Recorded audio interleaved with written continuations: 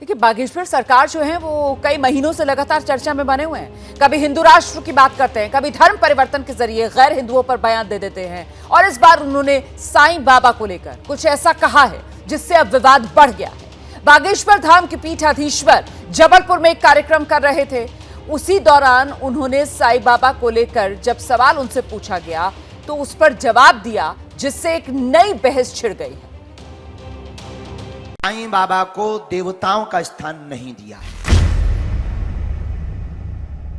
साईं बाबा संत हो सकते हैं, फकीर हो सकते हैं, भगवान नहीं हो सकते।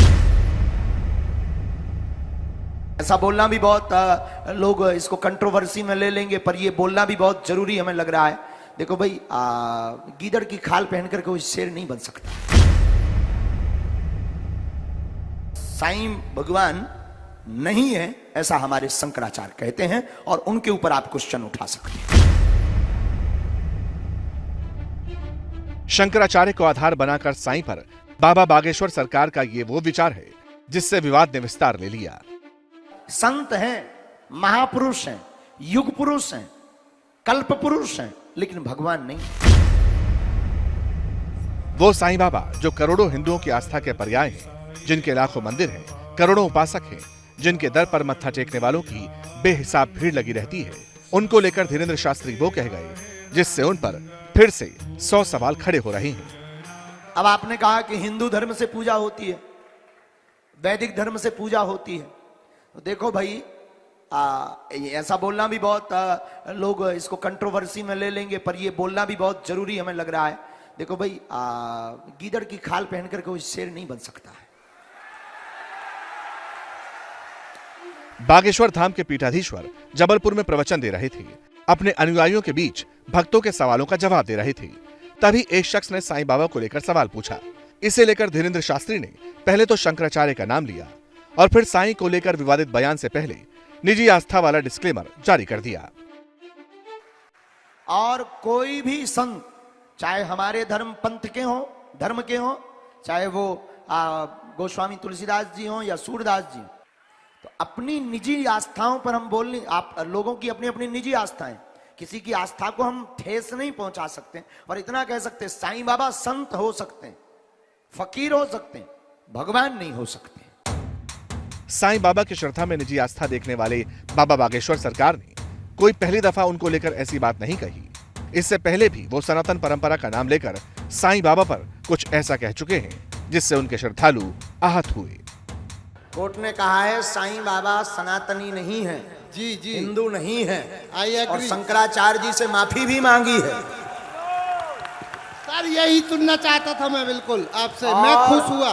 साईं बाबा भगवान नहीं है जी, बिल्कुल। इंसान कभी भगवान नहीं हो सकता। इंसान गुरु हो सकता, संत बोल हो सच्चे सकता, दरबार की महापुरुष हो सकता, भगवान नहीं हो सकता। राम राम है, हनुमान हनुमान है। Hanuman, I agree with you sir. जिन साईं बाबा को लेकर धीरेन्द्र शास्त्री ऐसा कह रहे हैं, उनका आभा मंडल कितना बड़ा है उसे जरा समझिए। साईं बाबा के दर्शन करने के लिए लगभग 60,000 भक्त रोजाना शिरडी आते हैं। धार्मिक उत्सवों के दौरान ये संख्या प्रतिदिन 1 लाख से अधिक हो जाती है। साल 2022 में श्री साईं बाबा संस्थान ट्रस्ट शिरडी को 400 करोड़ रुपए से अधिक का दान मिला।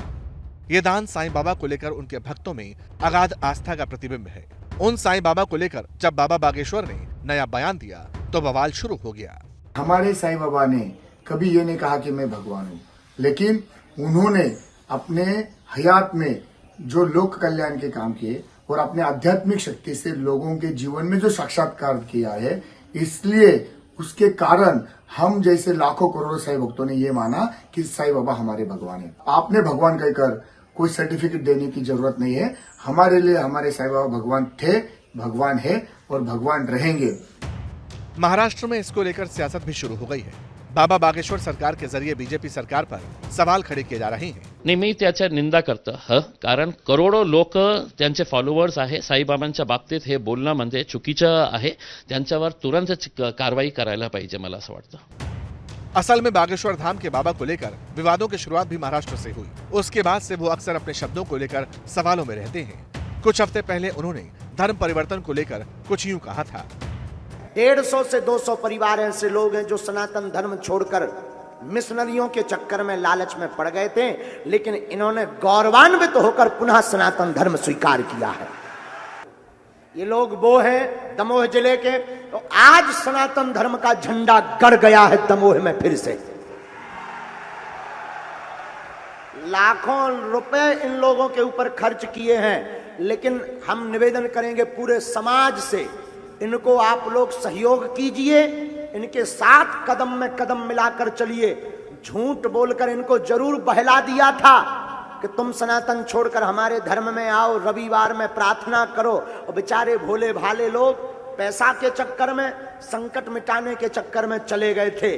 लेकिन इन्हें खबर लगी, बागेश्वर बालाजी ने कृपा की कि सत्य तो सनातन ही है, तो ये फिर से वापस आ गए हैं।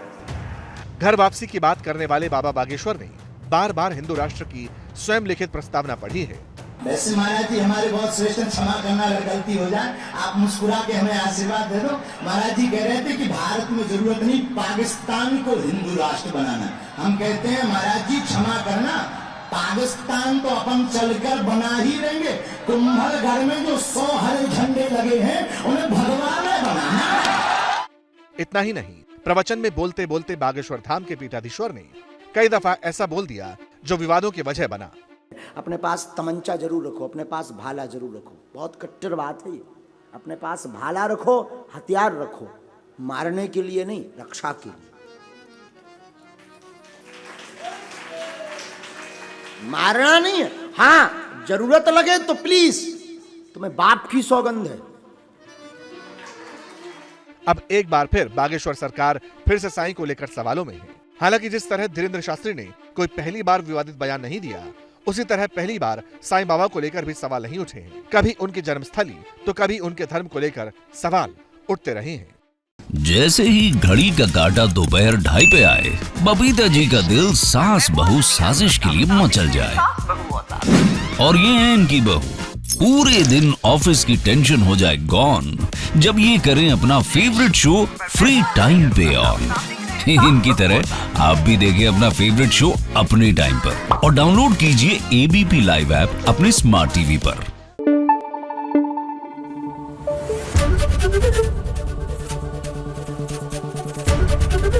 एबीपी न्यूज आपको रखे आगे।